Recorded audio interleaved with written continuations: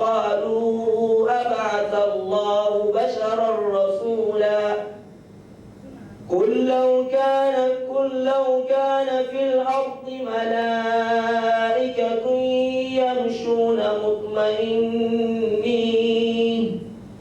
يمشون مطمئنين لنزلنا عليهم من السماء ملكا رسولا قل كفى بالله شهيدا بيني وبينكم إنه كان بعباده خبيرا بصيرا يضلل فلن تجد له أولياء من دونه ونحشرهم يوم القيامة على وجوههم عميا وبكما وصما مأواهم جهنم كلما خبت زدناهم سعيرا ذلك جزاؤهم بأنهم كفروا بآياتنا وقالوا The mercy of Allah subhanahu wa ta'ala, we hope that Allah subhanahu wa ta'ala will grant us the mercy and the middle of which is the forgiveness.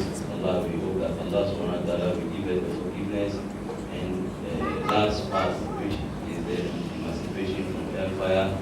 We hope that Allah subhanahu wa ta'ala to have a Hafiz among us. He is not coming from Ghana, he's coming all the way from Turkey. الله في الذين خلوا من قبل فكان أمر الله قدرا مقدورا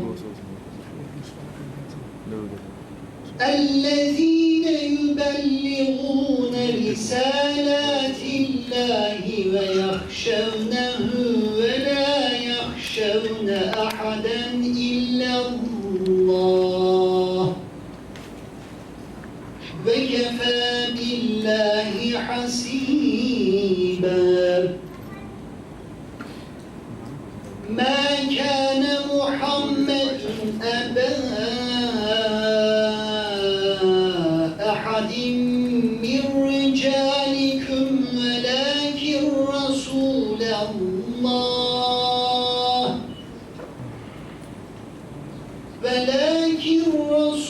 الله وخاتم النبيين وكان الله بكل شيء عليما يا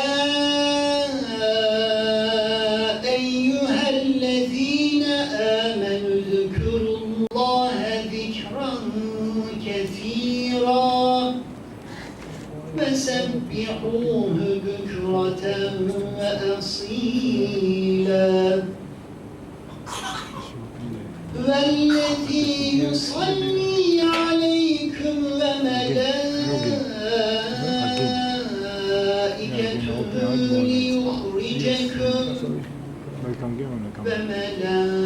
وملائكته ليخرجكم من الظلمات إلى النور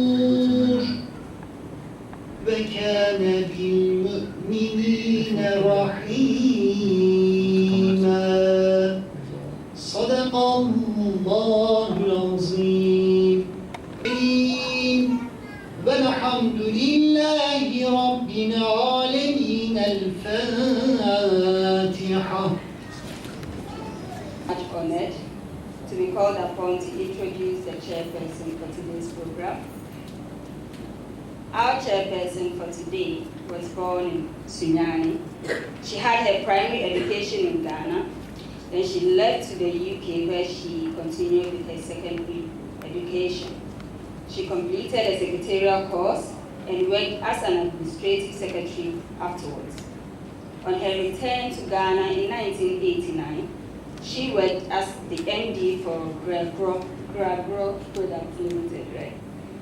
An export and import company trading in commodities. She She was born to a Christian family and hence was raised as such.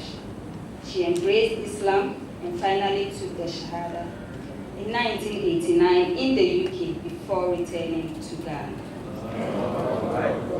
Her passion for the Deen led her to pursue a BA Honours in Childhood and Youth Studies with the Open University in the UK to enable her meaningfully contribute to the development of children and the youth in the community. She did this while performing her duties as a wife and a mother with the understanding and encouragement of both her husband and daughter. She is currently the National Treasurer for FOMA, and she is in the person of Hajia Samia Zuri. Madam Chairperson, your audience, your chairperson. Let's go to the chairperson and see whether she's accepted to chair.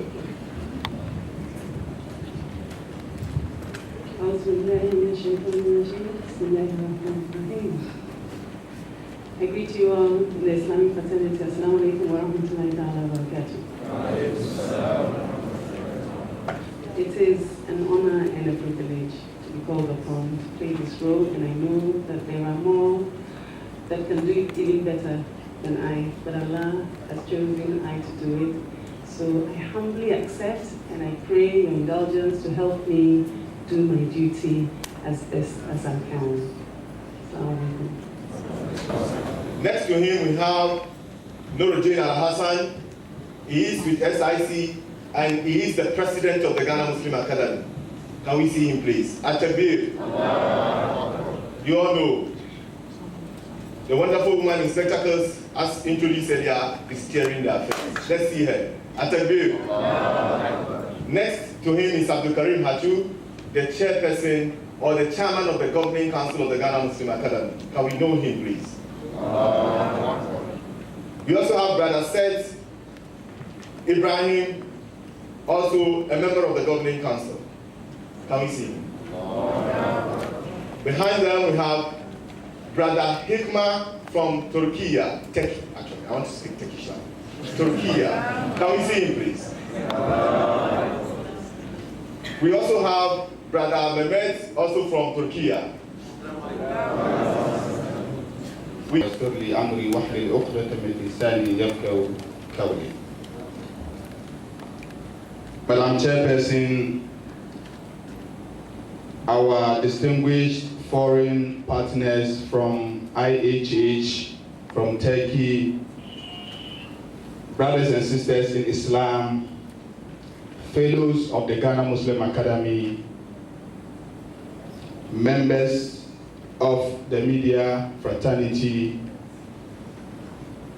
the representative of the Office of the National Chief Imam, who happens to be my father as well. I greet you with the Islamic fraternal greetings of peace and tranquility. Assalamu alaikum wa rahmatullahi ta'ala wa barakatuh.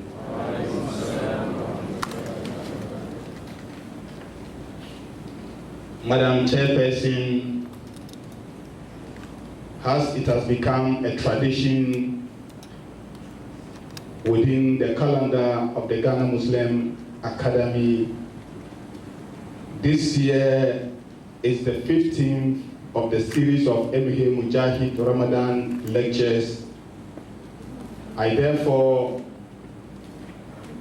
welcome you once again to the 15th Emihe Mujahid Ramadan lectures under the theme, the Islamic legacy of good governance, the best example for all. Madam Chairperson, I will be economical here because the coordinator of this program in the person of Brother Issa Boatin will give us an elaborate profile of this program. So what I'm going to do briefly is to touch on today's program. The Ghana Muslim Academy chose this theme because last year's theme was the spirit of Ramadan in promoting peace and stability in Ghana. The reason why we chose the theme last year was because Ghana as a country was going through a very competitive election last year, and we believe as a group of young Muslim professionals and intellectuals it's important we should contribute our quota to the call for maintaining peace before, during, and after the election. I believe you all agree with me. The matters arising of last year's election is still being contested in our courts. This year, we decided that the process of election the aftermath of an election is the issue of governance, and therefore it's important we should have a team that reflects our contribution to governance in general. It is for this reason that we chose this year's theme, the Islamic legacy of good governance, the best example for all. Throughout this month of Ramadan, especially on Sundays, we will have topics that fall under this theme. The first topic which we are going to hear today will be promoting good health and healing, the Islamic perspective.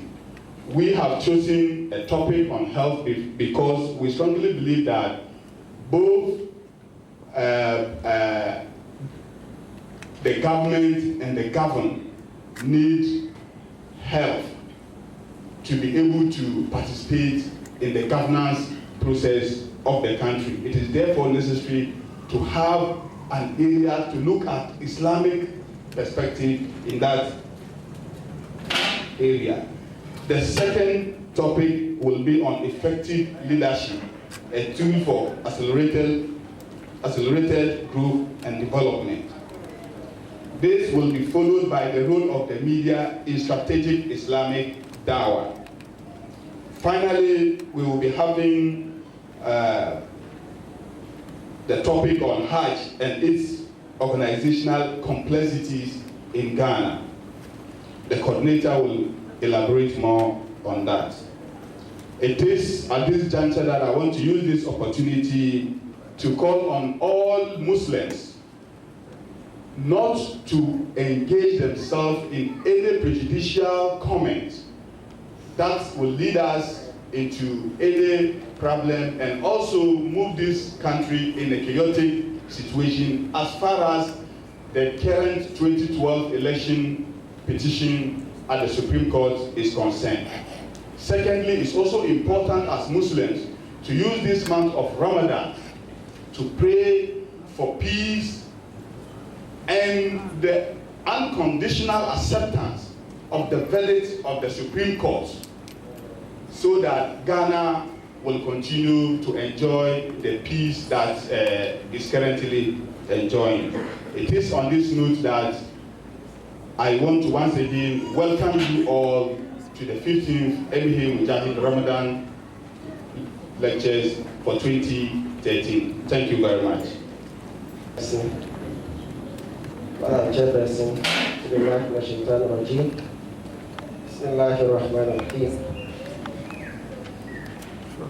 Very honored to be called upon to give profile of this very important lecture.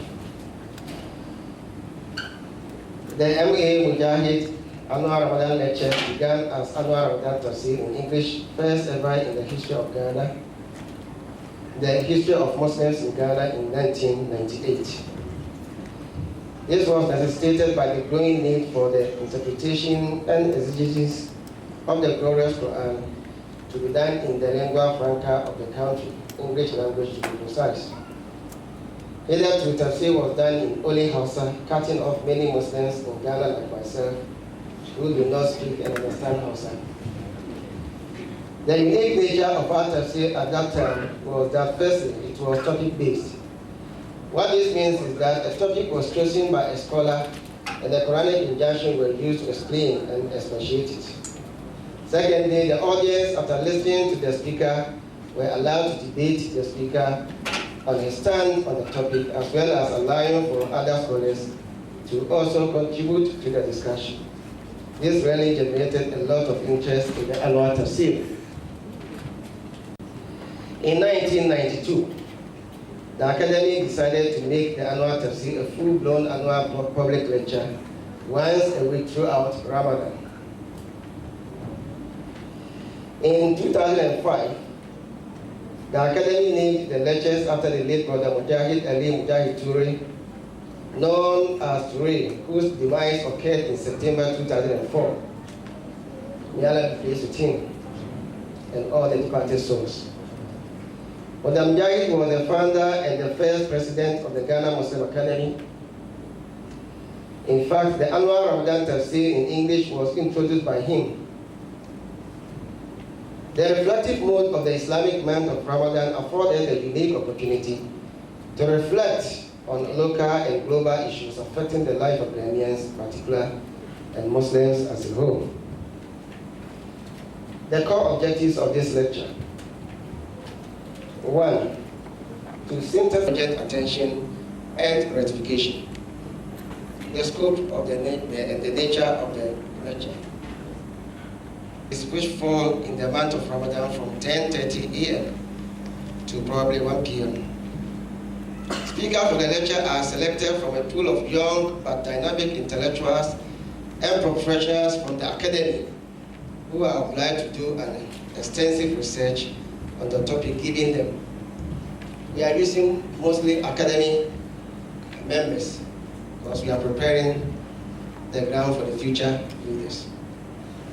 Each lecture is chaired by a renowned Muslim personality from the academia or the used for comment, contributions, questions, suggestions, etc. So if you come early for us to start in time, then we'll have more time to digest the topic. Our target audience. Our target group is the general Ghanaian public, particular agents of positive change and development, such as politicians, religious leaders, parents, Muslim professionals, Muslim chiefs, Muslim scholars, students, teachers, and advocacy groups. The impact of this lecture so far. The MA Mujahid annual Ramadan lectures has made significant impact, particularly in our Muslim communities. It has been a constant advocacy forum for issues which needed attention in our communities. Issues ranging from leadership, education, youth welfare, moral rearmament, corruption, wealth creation, etc.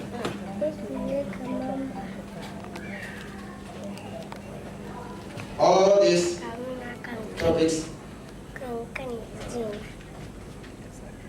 over the years have been delivered upon, and we have seen and benefit to our community. The 2020 our stakeholders realized that last year was election year, and as Muslims also a member of the Council of State. Can we see my mother, please? Atakbir. Sorry, I've been corrected. Can we see our mother, please?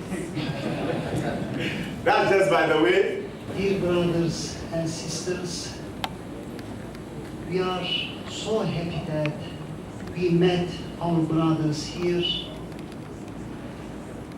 Especially, I would like to tell you that your brothers and sisters from Turkey send you their warm regards, their warm dua for you. We are here on behalf of Turkish NGO called Humanitarian Relief Charity. I would like to mention about the organization briefly. What's the function of the IHH of the organization? Dear brothers and sisters, the organization was established in 1992 when the conflict war started in Bosnia-Herzegovina against your Muslims, against your brothers in the heart of Europe. Islamic world failed to provide assistance to help our brothers, our Muslims in Bosnia-Herzegovina. To help our brothers in Bosnia against genocide, YHA was established to provide humanitarian relief, to provide humanitarian relief assistance. Since 1992, the organization has operated actively in more than 100 countries. For example, for Africa, Africa also has a special condition for your brothers, for your sisters in Turkey. For example, more than 60 brothers from Turkey have visited in Africa for this week to come together with our brothers in Africa to open our iftar with our brothers, to see our orphan brothers, to help to strengthen their unity and solidarity in terms of Islamic background. On the other hand, it is important to mention that the organization not only help Muslims, but also Christian people. For example, when the earthquake happened in Japan, YHA was one of the first organizations helping people in Japan. Dear brothers and sisters, briefly, I would like to also mention about one of the most important projects of our organization. The organization has the program or project called Africa Cataract Project. Africa Cataract Project. Under the leadership of the Turkish doctors, YHA is making programs aiming at performing 100,000 free cataract surgery operations in 10 African countries, including Sudan, Ethiopia, Somalia, Chad, Niger, Togo, Benin, Ghana, Mali, Burkina Faso. Alhamdulillah, dear brothers and sisters, more than 1,000 blind people in Africa, they had chance to see, Alhamdulillah. Also, as you know that the organization has opened water wells approximately throughout Africa. The organization has opened more than 1,000 water wells, Alhamdulillah. In general concept, Turkey is actively in Africa, actively in Ghana. Maybe most of you know that now Turkey, now your brothers, now your sisters are building up one of the largest mosques in West Africa, called Furkan Mosque in Accra. It is your mosque, it is your schools, it is your institution. Inshallah, it will be finished in February 2014. Inshallah, unfortunately, we are not gonna be here. Maybe if you make a dua for us, maybe we might come here for the opening ceremony. But it is very, very, very, very pleasant news that it will be your institution, it will be your mosque, it will be your institution. As you know that if you help Muslims, if you strengthen Muslims, you have challenges.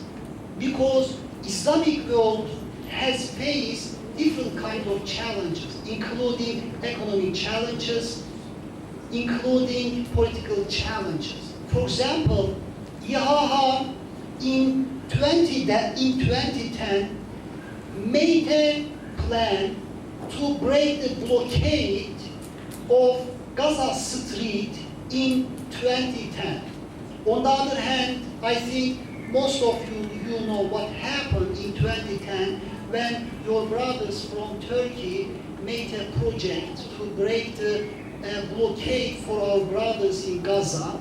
So 9 Turkish citizens have been killed by Israeli soldiers. So Turkey decreased its diplomatic and economic relations. So we also took back our ambassador. This year, the government of Israel made official apology for Turkey and they accepted to pay compensation. As a result of the IHH's action with the partnership of other international cooperations partnership, blockade was reduced. Blockade was, alhamdulillah, removed mostly. Dear brothers and sisters, I would like to keep my belief because of time. Again, we are happy that we are together with you. Your brothers and sisters sent us to you. They said that we have brothers in Ghana, we have brothers in Sudan, we have Muslim brothers throughout Africa. That's why we are here. May Allah accept our dua, our iftars, our niyat. I would like to also tell you that thank you even in Turkish language. Teşekkür ediyorum. Sağ olun, var olun. Fi emanillah. Allah'a emanet olun. Esselamu aleyküm ve rahmetullahi ve berekatuhu. I'm a member of the governing council of the academy and an Islamic activist and a very, very, very concerned Muslim brother. He's married and he has three beautiful children and a lovely, lovely wife and husband. He is in the person of Hajj Said Ibrahim Owusu-Yegwa. Atakbir. Atakbir.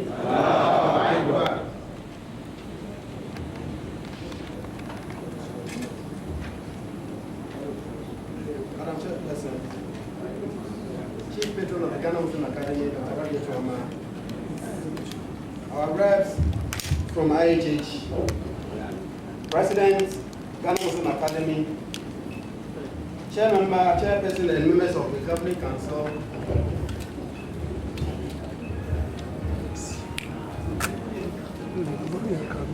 reps from the media, ladies and gentlemen, it is with a prayerful heart that I wish to greet you all with the best greetings shared by humans and the angels alike in the Arabic language. Assalamu alaikum wa rahmatullahi wa I wish to say that, forgive me, along the line I'll be using Madam Chairperson, Mr. Chairman, due to what I've prepared. Thank you, Madam. I want to urge the House that my presence here today is just to do sort of campaign work for other brothers and sisters who will follow me, and I want to urge that they are coming to do the real work.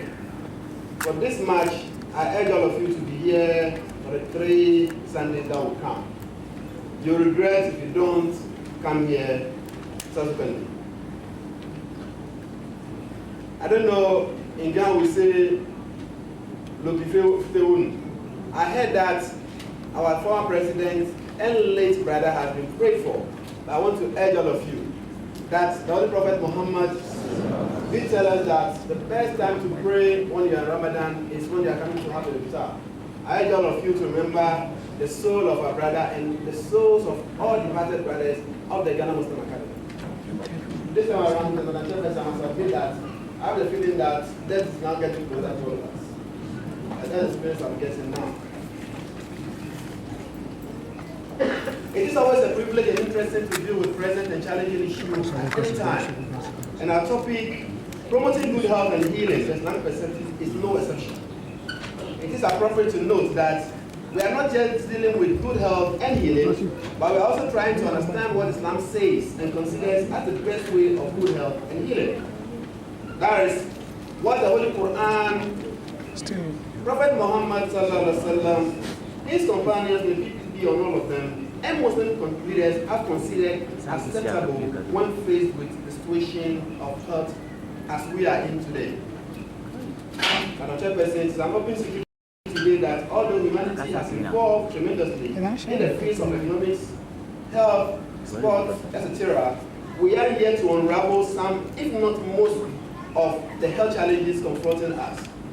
We can talk about, you can talk of HIV and AIDS and several other diseases, of all of which continue to remain a mirage to health experts all over the world.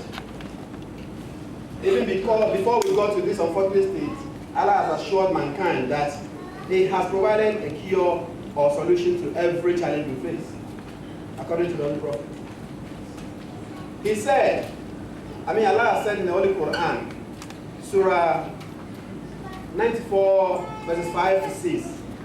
So, verily with every difficulty there is a relief. Verily with every difficulty there is a relief. What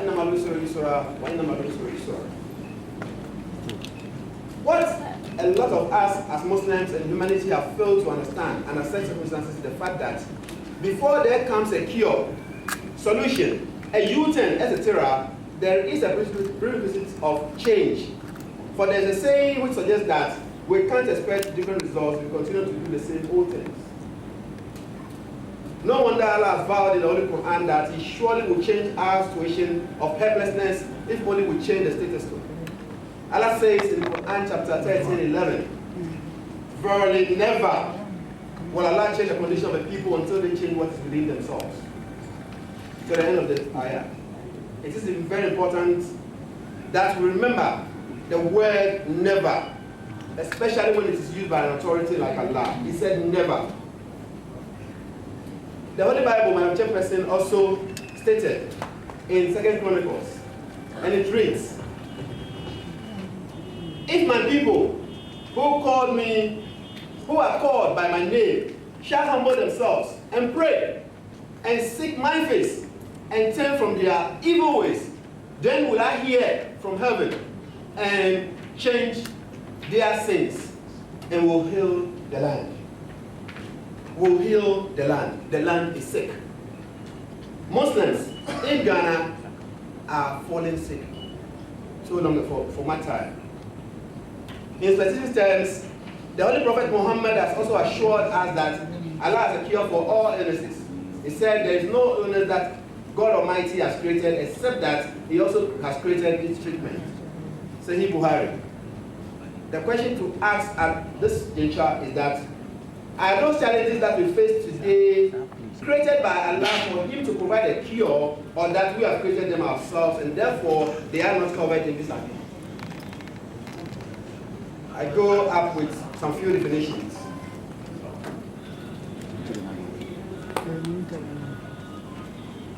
The word health means different things to different people, depending on the situation. If a lady says, I was worried about my husband's health when he climbed Mount Everest, it is clear that this woman is referring to her husband's physical health, possibly his heart, skin that is frostbite, and risk of developing hypothermia, which is the body's temperature dropping too low. On the other hand, if you hear the phrase, with all these deadlines, meditation and hard and working weekends, I wonder what the effect on her health will be like. Most likely, the word health in this statement refers more to a mental condition than physical, although the two are often used alike. The word's health or healthy can also be used in non-medical contexts. For example, a healthy economy needs an ideal GDP growth rate that is sustainable, one that remains in the expansion phase of the business cycle as long as possible. The English word health comes from an Old English word heal, meaning wholeness, being whole, sound, well, etc. Medical definition. The lexicon that is the medical dictionary, has 3 definitions for health, one of which states, the state of the organ when it functions optimally without evidence of disease or abnormality. So this is the way the medical, the physicians define health. In its attempt to widen understanding of what health is about, the WHO defines health in the most famous modern definition of health as created during a preamble to the Constitution of the World Health Organization as adopted by the International Health Conference in New York in the year 1946. They said, health is a state of complete physical, mental, and social well-being, and not merely the absence of disease or infirmity. During the Ottawa Charter for Health Promotion in 1986, just 40 years after this definition, the WHO again said that health is a resource for everyday life, not the object of living. Health is a positive concept, emphasizing social and personal resources as well as physical capacities. The Lancet is a magazine in the medical world. An article in the Lancet states that health is not a state of complete physical, mental, and social well-being. Neither is it merely the absence of disease or infirmity. That is the challenge that Lancet also. That is the argument that Lancet also puts to the definition made by the WHO. Now we come down to the Islamic definition. Islam, being a religion and a complete way of life, takes a holistic approach to health. Just as religious life is inseparable from secular life, physical and emotional and spiritual health cannot be separated. They are 3 that make a completely healthy person. When one part is injured or unhealthy, the other part suffers. If the person is physically ill or injured, it may be difficult to concentrate on anything but the pain. And this we all accept. That when you are ill, even with a tooth or the limb, your brains cannot work. If a person is emotionally unwell, he or she may not be able to take care of him or herself properly, or find their minds distracted from the realities of life. Islam considers health as a basic human right. It is for which reason Prophet Muhammad mentioned in one of the hadith saying, your body has a right over you, Al-Buhari. Islam, on the other hand, insists that health is a state of total physical, mental, and social well-being in order to maintain the quality of life that we can enjoy at our best performance. A Muslim's quest for good health is in conformity with his salvation in the hereafter as much as for enjoyment of life in this world. For a Muslim, health consciousness is God consciousness. Anytime you are health conscious, be reminded that you are being God conscious. The Holy Quran is explicit in this matter and states, "O ye who believe, be God conscious, and let every soul look towards what it has sent for the hereafter, and observe your duty to God, so God is informed of what you do.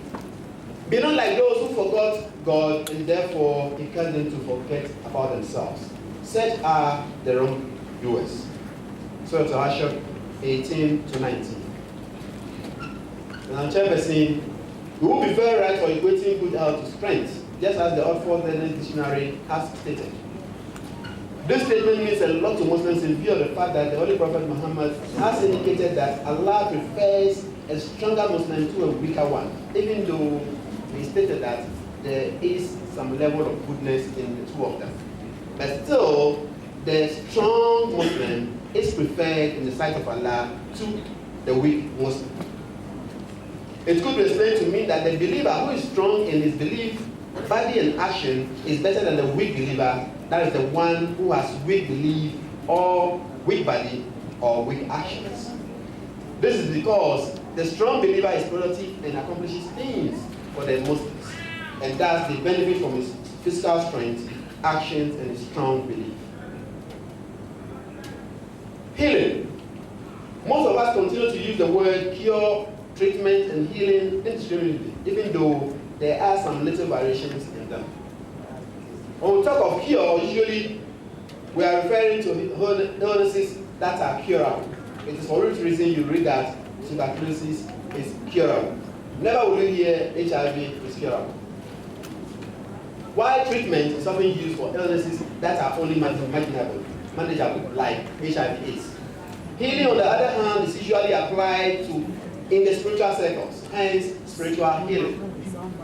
It is sometimes used for cats as well. Healing, according to Islam, is provided by none but by Allah. The Quran is not a textbook of medicine. Rather, it contains rules and guidance that, if followed, will promote good health and healing.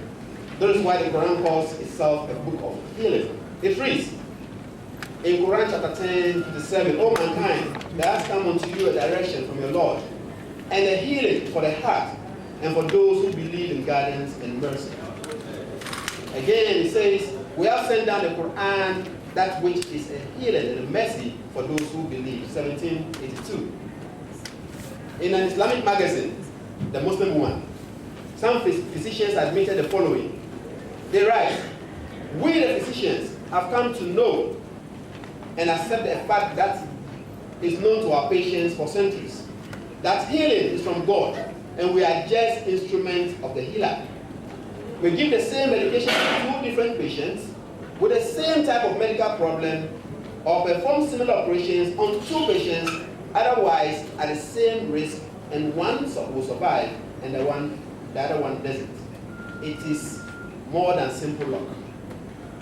As Socrates put it, I dress the wound and God heals it.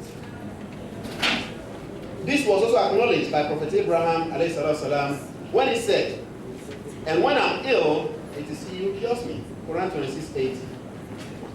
God himself attests to it by saying, if God touches you with an affliction, no one can remove it but he. Quran 6:17. As a chairman, I told you, I'll be making this error. But I'm chairperson. When we put all these definitions and sayings and conclusions, one can comfortably say that health goes beyond the field of study and every imagination to satisfy any ultimate and eternal bliss attainable by humans. However, our presentation today shall mostly focus on the physical aspect of health, which is a prerequisite to all that is good, including paradise. There is much to learn from the saying of Herophilus, a physician. He said, when health is absent, wisdom cannot reveal itself. Art cannot manifest. Strength cannot fight. Wealth becomes useless. And intelligence cannot apply. Madam Chairperson, a business-minded person wants to readily invest in areas where he or she thinks there is a problem that requires a solution.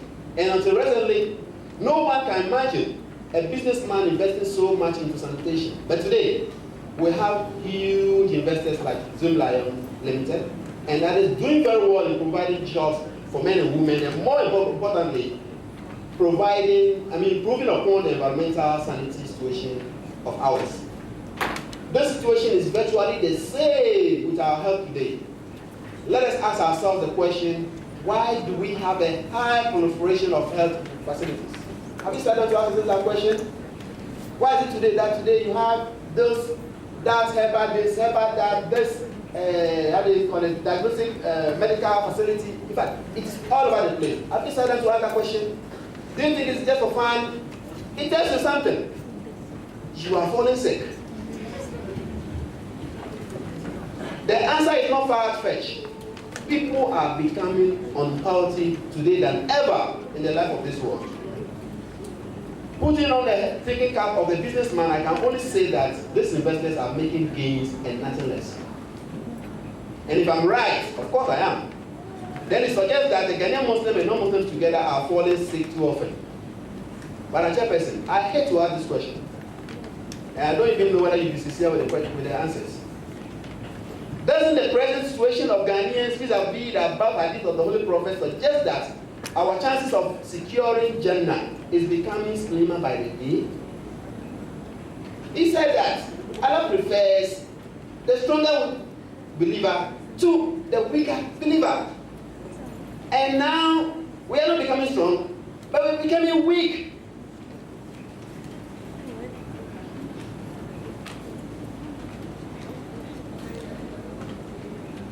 If the answer is yes, just as I know it to be, then it calls for drastic measures. Another means of appreciating the present gloomy health situation in our country is the measures of strange diseases and fatalities that sometimes show no respect to any person, including those we assume to be healthy. Of course, I can mention the late Alhaji Slaitete, who died in action on the field of play. And I know that you also have a name or two to mention when it comes to this puzzle, the price we pay.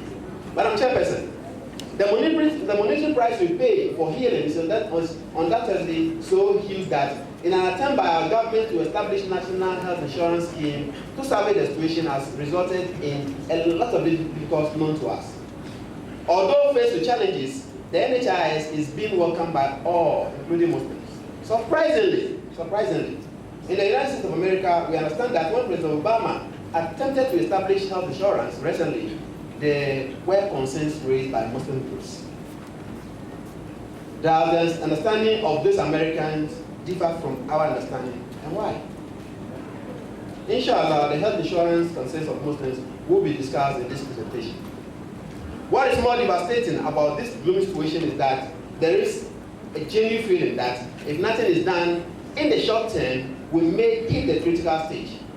The stage which is most dangerous because other actions, and that is because our actions and inactions are acting as catalyst, just forwarding the situation.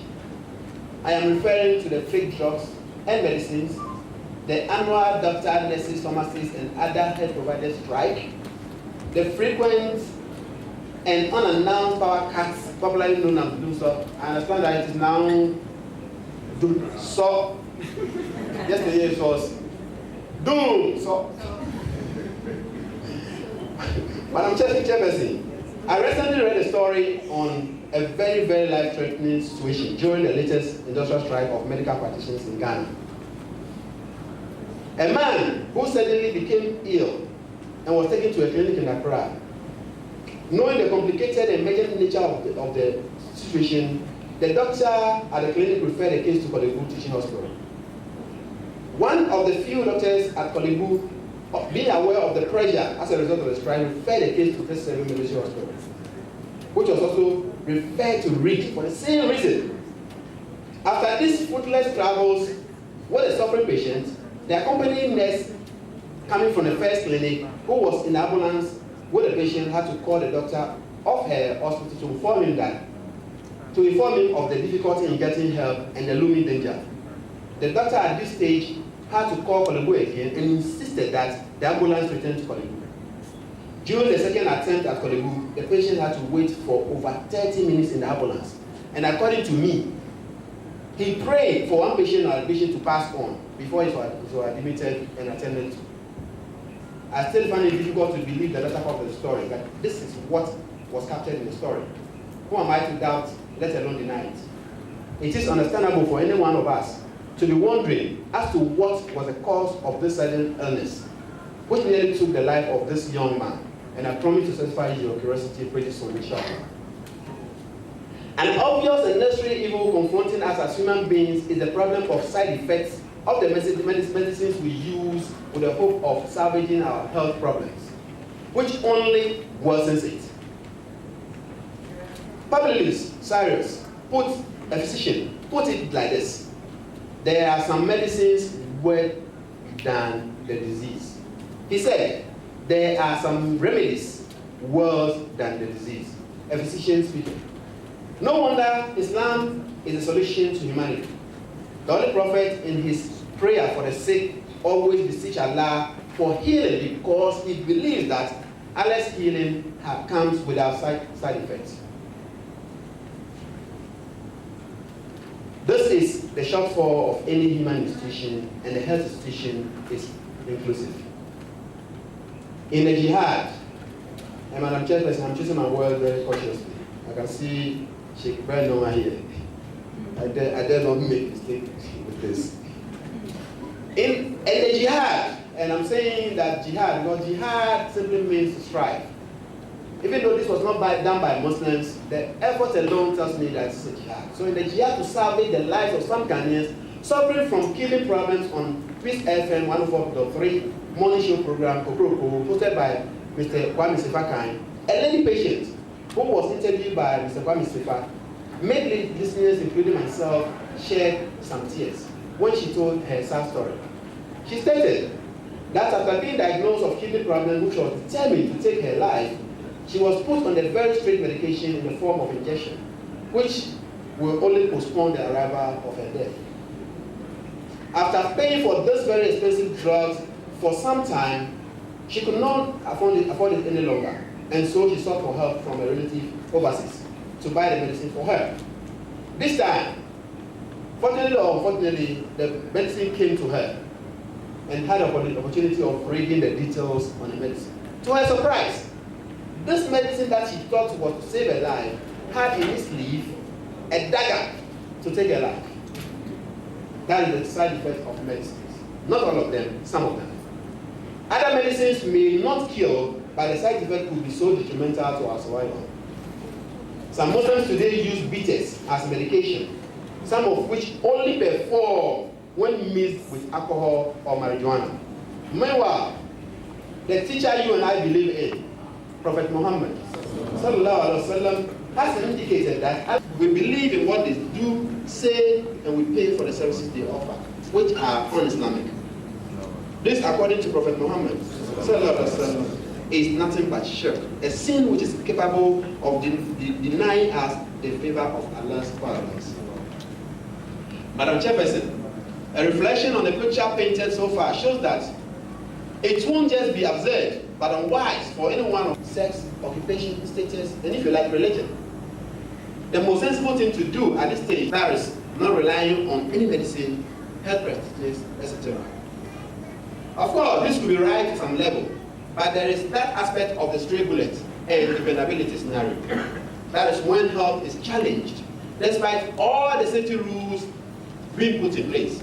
It is for this reason and many more that I would want us to take our destiny into our own hands by following strictly every bit and piece, going to do what must be done and not doing what we love to do. Mr. Matren, in his wise quote, says, the only way to keep your health is to eat what you don't want, drink what you don't like, and do what you rather not. And maybe I tell you again, what you don't want, drink what you don't like, and do what you would rather not. During the last days of the Prophet Muhammad sallallahu he is quoted to have said,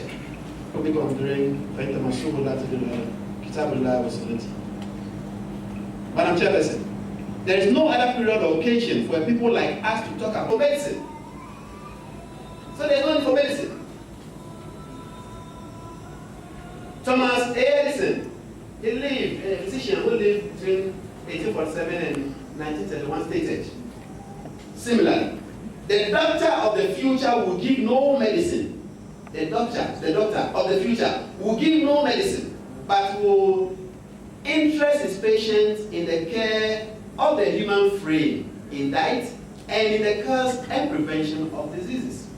I think we are getting there, where people are now resorting to exercise so much, avoiding this and avoiding that, adopting this. This is what the physician of yesteryear is trying to drive.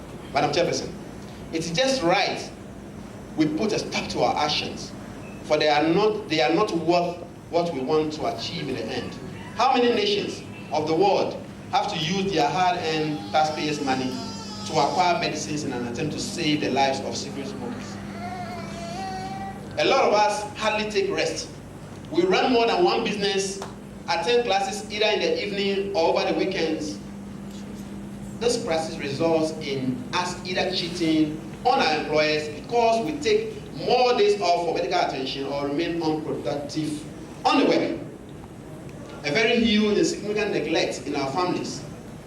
Again, the skyrocketing bank accounts we have as a result of the marathon scandal do not benefit us the way it should, because in most cases, we use the same money to reform the very children we neglected.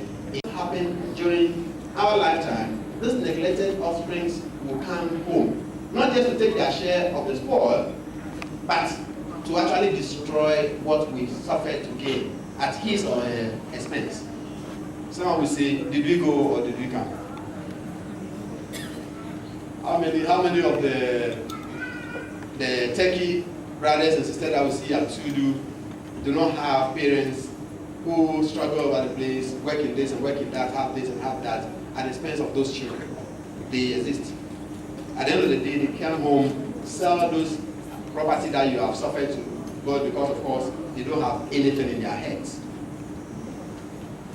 We are doing this because we have failed to focus on the causes of ill health, and this ignorance leads to the hurting of the innocent body, which is a trust given to us by Allah, and expected to render accounts on it very soon. Knowledge, according to the prophet, is all that we need. Whoever is interested in prosperity in this world must seek knowledge, and whoever is interested in prosperity in the hereafter must seek knowledge, and whoever is interested in the prosperity in the two divides, that's this world and hereafter, must seek knowledge. This critical knowledge with regards to our health as Muslims includes the following. 1. Guidelines for health. Say that, Madam Chairman, I'm going to quote the Quran post. It says, say, who has forbidden the beautiful gifts of Allah, which He has produced for His servants, and the things clean and pure, which He has provided for sustenance. Say, they are in the life of this world for those who believe, and purely for them on the day of judgment. Unhealthy food prohibition, that's number 2. Forbidden to you for food are dead meat, blood, the flesh of swine, and that on which narrates. Each of the good things we have provided for your sustenance, but commit no excess therein, lest my wrath should justly descend on you. And those on who descends my wrath do perish indeed. That's what the Holy Quran is teaching us. We should be mindful and be moderate when eating. Fasting. The Islamic fasting is described as a way of training our mind and body in self-restraint. It's raised, oh, you believe fasting is prescribed to you as God prescribed for you so that you can learn self-restraint. And I want to state that if fasting is to teach us self-restraint, then this is the time for fasting to teach us to restrain ourselves from all those evil acts. In my bit of research, I sat down with a medical doctor at Amen Scientific, and to my surprise, he told me that the illness that brings the Muslim youth to the hospital the most is 1, STIs, sexually transmitted illnesses. Oh yes, it's true. It is not only sexual that gives you that thing, but 85 to 90% of that illness is through sex. So don't tell me that those brothers and sisters at the hospital, maybe it was at the salon, maybe no. Majority of them did what the Quran says must not be done. Number 10, value of exercise in maintaining health. Prophet Muhammad advised all Muslims to teach their children swimming, archery, and horse riding. He used to walk at fast pace. He ran with his wife Aisha. And I'm told that this Aisha lady, she even beat my Holy Prophet when they were running. This lady. I pray it's not her who revealed that hadith. I pray it's not her. Affliction with disease, that's number 11. Of course, whatever good, oh man, happens to thee is from Allah, but whatever evil happens to thee is from your own soul. And we have sent thee as a messenger to instruct mankind and enjoy, and enough is Allah for a witness. Number 12, what do you do when faced with disease?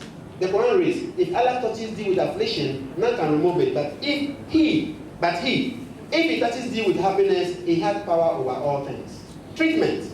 Narrated, that's number 13, narrated by Usama ibn Sharik, the desert Arabs once came from here and there to the Holy Prophet and asked, Apostle of Allah, should we make use of medical treatment? He replied, make use of medical treatment, for Allah has not made any disease without appointing a remedy for it, with the exception of one disease, namely old age. Abu Dawud. If you abide by Islamic teachings very well, our visit to the hospital will be for medical checks on most occasions, if not on all occasions. 14, mental and spiritual health. Stress is the most common root cause of mental and spiritual ailments of modern age.